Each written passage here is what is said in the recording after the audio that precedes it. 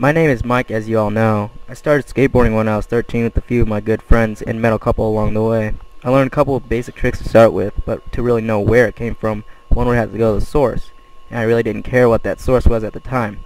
I later found out that skateboarding originally came from surfing back around the 1960s, and when you bring up the topic of skateboarding to someone, the first thing that comes to mind would most likely be Tony Hawk. Tony Hawk is probably best known for his talent in skateboarding and his video game. His biggest accomplishment was at the 1999 Summer X Games, where he was the very first skateboarder in history to successfully land a 900-degree spin on a half-pipe. However, this trick would not be possible if it wasn't for Alan the Ollie Gelfand. He invented the Ollie, which is one of the most important maneuvers when beginning any skateboarding trick. After the Ollie was introduced in 1978, the trick led to a vast majority of tricks executed today. Tony Hawk and Alan Gelfand were among the many professionals that one may see as legends today. The deck, trucks, wheels and bearings all make up the skateboard. But where would one begin to explain how a skateboard is made? Well, a modern skateboard starts with 7 thin layers of plywood, all compressed and glued together to form one shape. After this process is done, concave is added to the board, cut it into shape, painted, and sent away to local skate shops. When one refers to the concave of the board, they are referring how the shape of the board curves up at its edges. Concave allows the board to be sturdier and gives the rider a better feel of the board, as well as more control. As you can see here, I simply give up on trying to tamper with the board. This is a modern skateboard, and as I flip the board, you can see the two ends of the deck, the tail and nose, slightly curve up. This is the concave. And here are the 7 layers of plywood that are carefully compressed and glued together to make up the board.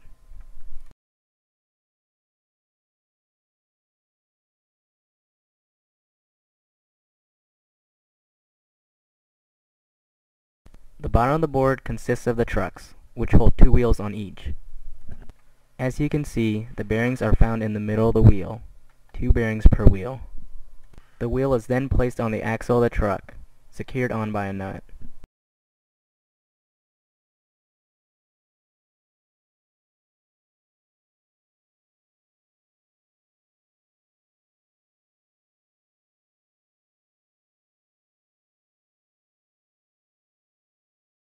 This is the truck. It allows the board to turn.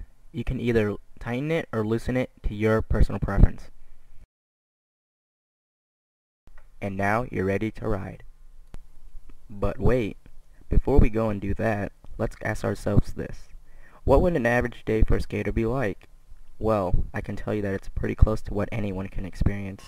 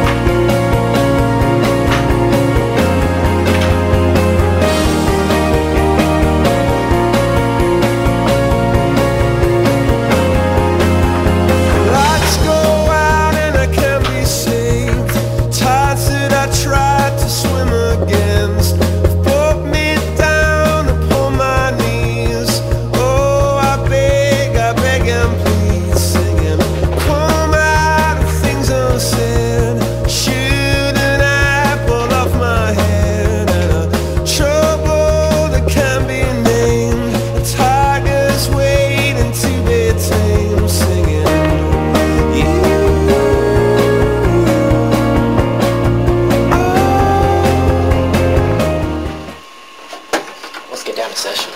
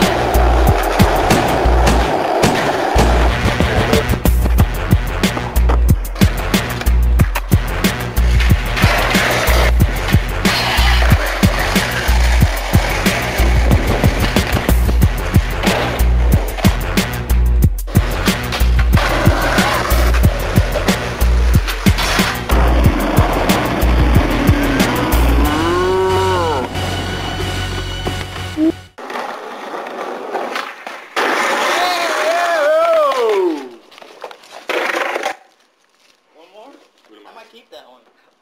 Should keep it. Edit it before you fall. This is The Ride Inside.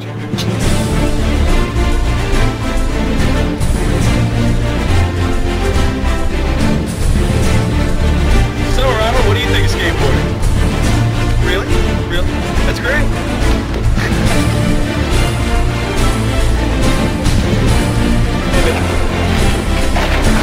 Yeah! It's not necessarily the skateboards, it's the people who skate that make the sport wonderful. I like skateboarding, sure, and I like skateboarding, but I've never actually skateboarded by myself.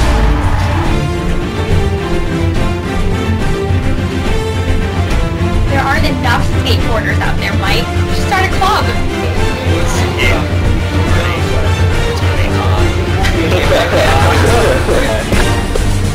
Skateboarding is really an art, one that I'll personally never master.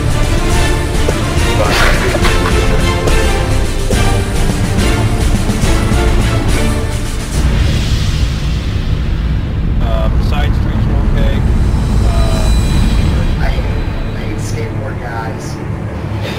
I don't think Ronald McDonald